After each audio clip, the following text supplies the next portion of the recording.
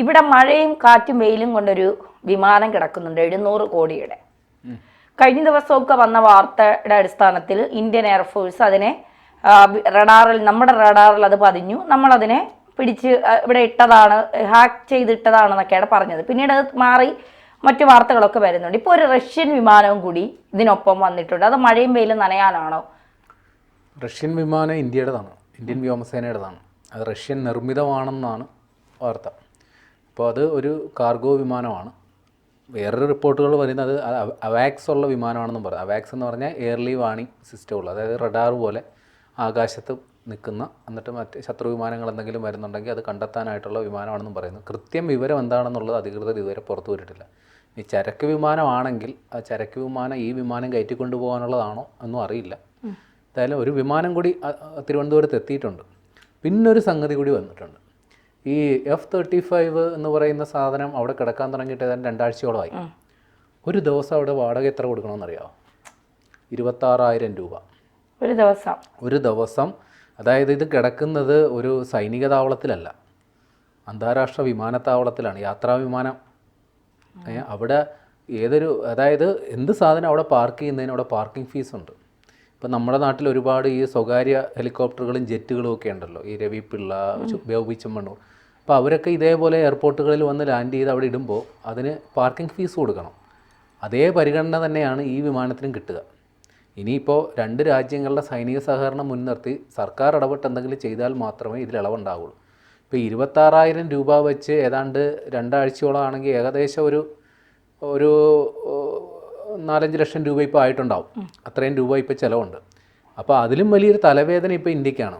കാര്യം ഇത് അതീവ രഹസ്യ സ്വഭാവമുള്ള ഒരു വിമാനമാണ്, അതീവ സുരക്ഷ കൊടുക്കേണ്ട സംഗതിയാണ്. അപ്പോൾ UK-യുമായി ഇന്ത്യ സൈനിക സഖ്യം അല്ലെങ്കിൽ സഹകരണം ഉള്ളതുകൊണ്ട് തന്നെ ഇന്ത്യ ഇപ്പോൾ നമ്മുടെ കുറച്ച് CRPF അല്ല CASFകാരെ ഇതിനു വേണ്ടി നിയോഗിച്ചിരിക്കുകയാണ്, ഇതിൻ്റെ സുരക്ഷ ഒരുക്കാൻ വേണ്ടിയിട്ട്. അപ്പോൾ ഇന്ത്യ ആദ്യമേ തന്നെ ഒരു ഓഫർ ഇവരോട് വെച്ചിരുന്നു. ഈ വിമാനം നമുക്ക് എയർ ഇന്ത്യയുടെ ഹാങ്കറുണ്ട്, അതായത് വിമാനങ്ങൾ അറ്റകുറ്റപ്പണി നടത്താനുള്ള ഷെഡ്, അതിനകത്ത് പാർക്ക് ചെയ്യാം, എന്തെങ്കിലും പ്രശ്നങ്ങളുണ്ടെങ്കിൽ അതിനെ നോക്കാമെന്ന് പറയും. പക്ഷേ ഈ ബ്രിട്ടൻകാർ, ഇത് US നിർമ്മിത വിമാനമാണ്, ഒരു കാരണവശാലും അത് ഒരു മറയ്ക്കുള്ളിലാക്കാൻ സമ്മതിക്കില്ല. അതിൻ്റെ കാരണം അതീവ രഹസ്യ സ്വഭാവമുള്ള കുറേ സങ്കേതങ്ങൾ ഈ വിമാനത്തിലുണ്ട്, പുതിയ പുതിയ ടെക്നോളജികൾ. അത് നേരിട്ട് കണ്ട് മനസ്സിലാക്കാൻ ഒരവസരവും കൊടുക്കില്ല എന്നുള്ള കാര്യം. ഒരു മറയുണ്ടെങ്കിലല്ലേ അതൊക്കെ വിശദമായിട്ട് നമുക്ക് പരിശോധിക്കാൻ പറ്റുള്ളൂ. അപ്പോൾ അത് വേണ്ട, ഒരു കാരണവശാലും അങ്ങോട്ട് അടുപ്പിക്കേണ്ട എന്നുള്ളതാണ്. അപ്പോൾ ഈ വിമാനത്തിന് എന്തോ ഗുരുതരമായ തകരാറുണ്ട്, നിസ്സാര പ്രശ്നമല്ല. കാര്യം ആദ്യം ഒന്ന് പറഞ്ഞത് കേട്ട് അതിൻ്റെ ഇന്ധനം തീർന്നുകൊണ്ടൊന്ന് ഇറക്കിയതാണ്. ഇറങ്ങിക്കഴിഞ്ഞപ്പോൾ അതിന് വേറെ തകരാറുണ്ട്, അതിൻ്റെ ഹൈഡ്രോളിക് സംവിധാനത്തിന് എന്തോ തകരാറുണ്ടെന്നാണ് പറയുന്നത്. അപ്പോൾ അത് പരിഹരിക്കാനായിട്ട് ഇത് വന്നത് ഒരു കാരിയർ ഷിപ്പിൽ നിന്നാണ്, ഒരു വിമാനവാഹിനി കപ്പലിൽ നിന്നാണ്, HMS പ്രിൻസ് ഓഫ് വെയിൽസ് എന്ന് പറഞ്ഞാൽ. അപ്പോൾ അതിൽ നിന്നൊരു 9 അംഗ സംഘം ഇവിടെ ഒന്ന് നോക്കി, പരിശോധിച്ച് നോക്കിയിട്ട് അവർക്കൊണ്ട് പറ്റുന്നില്ല. അപ്പോൾ ഇനി അതിവിദഗ്ധരായിട്ടുള്ള എഞ്ചിനീയർമാരുടെ സംഘം ഇങ്ങോട്ട് വരണം. അവർ വന്ന് ഇതൊന്നെങ്കിൽ അവർ വിചാരിച്ചത് ശരിയാണ്, അപ്പോൾ അവർ വരുന്ന സമയത്ത് ഇത് ഹാങ്കറിലേക്ക് മാറ്റും. അല്ല, ഇപ്പോൾ ഈ വിമാനം നമ്മുടെ ടെക്നീഷ്യൻ നമുക്കും അതിശക്തരായ നമ്മളെ കൊണ്ട് കൂട്ടിയാൽ കൂടൂല, അതുകൊണ്ടാണ് നമ്മളിത് തൊടണ്ട, നമ്മളിത് അതിന്റെ രഹസ്യങ്ങൾ ചോർത്തുമെന്ന് കരുതിയിട്ടാണ്. അല്ല, നമ്മളെ കൊണ്ട് ഇപ്പോൾ കൂട്ടിയാൽ കൂടുമെങ്കിൽ തന്നെ ഈ പറഞ്ഞ പ്രശ്നം തന്നെ അതിനെ കാരണം. കാര്യം ഇത് ഒരു രാജ്യത്തിൻ്റെ യുദ്ധവിമാനമാണ്. മറ്റെന്തെങ്കിലും വിമാനമായിരുന്നെങ്കിൽ നമുക്ക് നോക്കാമായിരുന്നു. ഇതൊരു യുദ്ധവിമാനം ആയതുകൊണ്ട് അതിൻ്റെതായ സുരക്ഷാ പ്രശ്നങ്ങളുണ്ട്, രഹസ്യം. കാര്യം ഇതൊരു സൈനിക രഹസ്യം കൂടിയാണല്ലോ. എന്തൊക്കെയാണ് ആ വിമാനത്തിൽ ഒളിപ്പിച്ച് വെച്ചിരിക്കുന്നത് നമുക്കറിയില്ല, എന്തൊക്കെ ടെക്നോളജിയാണ് അതിൽ ഉപയോഗിച്ചിരിക്കുന്നതെന്ന് അറിയില്ല. അപ്പം നമ്മുടെ ടെക്നീഷ്യന്മാർ നോക്കിയാൽ സ്വാഭാവികമായിട്ട് നമുക്ക് ഈ സംവിധാനം നിലവിലില്ലാത്ത 5ാം തലമുറ ഗണത്തിൽപ്പെട്ടതാണ് ഈ വിമാനം. നമുക്കതില്ല. നമ്മൾ 5ാം തലമുറ വിമാനങ്ങൾ സ്വന്തമായി ഉണ്ടാക്കാനായിട്ടുള്ള ശ്രമങ്ങളാണ്. അപ്പോൾ ഇതിൽ നിന്ന് നോക്കിക്കണ്ട് മനസ്സിലാക്കിയാൽ നമുക്ക് കുറച്ച് ഗുണമുണ്ട്. പക്ഷേ അതിനവരവസരം തരില്ല. കാരണം ആത്യന്തികമായി 2 രാജ്യമാണ്, 2 സൈന്യമാണ്. അതുകൊണ്ട് അവർ ഒരിക്കലും അതിനനുവദിക്കില്ല. അതിനു വേണ്ടിയിട്ടാണ് അവർ കർശന നിലപാടെടുത്തേക്കുന്നത്. ഈ F-35 പ്രത്യേകതകൾ എന്തൊക്കെയാണ്? ഇത്രയും സുരക്ഷിതമായവർ ഇതിങ്ങനെ വെയിലും മഴയും കൊണ്ടാലും നിങ്ങളിത് തൊടണ്ട എന്ന് പറഞ്ഞ് ഇത്രയും രഹസ്യമാക്കി വയ്ക്കാനുള്ള കാരണം എന്താണ്? F-35 ഏറ്റവും വലിയ പ്രത്യേകത, പക്ഷേ ഇന്ത്യ വന്നപ്പോൾ പാളിപ്പോയി. കാര്യം അത് ഒരു റഡാറിലും കണ്ണിൽ പെടില്ല എന്നുള്ളതായിരുന്നു അതിൻ്റെ അവകാശവാദം. കാര്യം അതിനൊരു സ്റ്റെൽത്ത് എന്ന് പറയുന്ന ഒരു കോട്ടിംഗ് ഉണ്ട്, സ്റ്റെൽത്ത് കോട്ടിംഗ് എന്നാണ് പറയുക. പറയാൻ മനസ്സിലാക്കാനായിട്ട് നമ്മുടെ ഈ നോൺ സ്റ്റിക്ക് പാത്രങ്ങളില്ലേ, അതിനൊരു കോട്ടിങ് പോലെ ഉണ്ടല്ലോ, സമാനമായ രീതിയിൽ ഇതിനുമുണ്ട് ഈ വിമാനത്തിന്. അപ്പോൾ റഡാറുകൾ പ്രവർത്തിക്കുക എന്ന് വെച്ചാൽ റഡാറുകളിൽ നിന്നും ഈ തരംഗങ്ങൾ അങ്ങോട്ട് ചെന്ന് ഈ ഏത് വസ്തുവിലാണോ അതിൽ തട്ടി തിരിച്ചു വരുമ്പോഴാണ് ആ വസ്തുവിനെ ഡിറ്റക്റ്റ് ചെയ്യുക ഇന്നൊരു സംഗതി ഉണ്ടെന്നുള്ളത്. അപ്പോൾ ഈ വിമാനത്തിന് ഒന്നെങ്കിൽ അത്തരം തരംഗങ്ങളെ അത് പിടിച്ചെടുക്കും, തിരിച്ചു വിടില്ല, അല്ലെങ്കിൽ ആ തട്ടിത്തെറിപ്പിച്ച് കളയും, തിരിച്ച് റഡാറിൽ വീഴാത്ത രീതിയിൽ. ഈ രീതിയിലായിരിക്കും അത് പ്രവർത്തിക്കുക. അപ്പോൾ ഈ ഒരു പ്രത്യേകതയാണ് ഈ വിമാനത്തിൻ്റെ ഏറ്റവും വലിയ ഘടകമായിട്ട് പറയുന്നത്. പക്ഷേ ഇന്ത്യയിൽ വന്നപ്പോൾ ഇന്ത്യൻ സേനയുടെ എയർഫോഴ്സിൻ്റെ റഡാറിൽ ഈ വിമാനം പെട്ടു എന്നുള്ളതാണ്. അപ്പോൾ അങ്ങനെ ആ രീതിയിലും പ്രചരണം നടക്കുന്നുണ്ട്. ഇന്ത്യയുടെ ഈ വ്യോമ നിരീക്ഷണ സംവിധാനത്തിൻ്റെ ഗുണങ്ങൾ എന്താണെന്ന് മനസ്സിലാക്കാൻ, അതിൻ്റെ പ്രത്യേകത എന്തെന്ന് മനസ്സിലാക്കാൻ ബോധപൂർവം വന്നതാണെന്നും പറയുന്നു. പിന്നെ ഒരു സിദ്ധാന്തം പറയുന്നത് ഇത് ഇന്ത്യൻ റഡാറുകളിൽ പെട്ടതുകൊണ്ട് അത് ശത്രു വിമാനമാണെന്ന് കരുതി ഇന്ത്യ അതിൻ്റെ സിഗ്നലിംഗ് സംവിധാനം മുഴുവൻ തകരാറിലാക്കി. അങ്ങനെ വന്നതോടുകൂടി ആ വിമാനത്തിന് ഇവിടെ ലാൻഡ് ചെയ്യേണ്ടി വന്നു.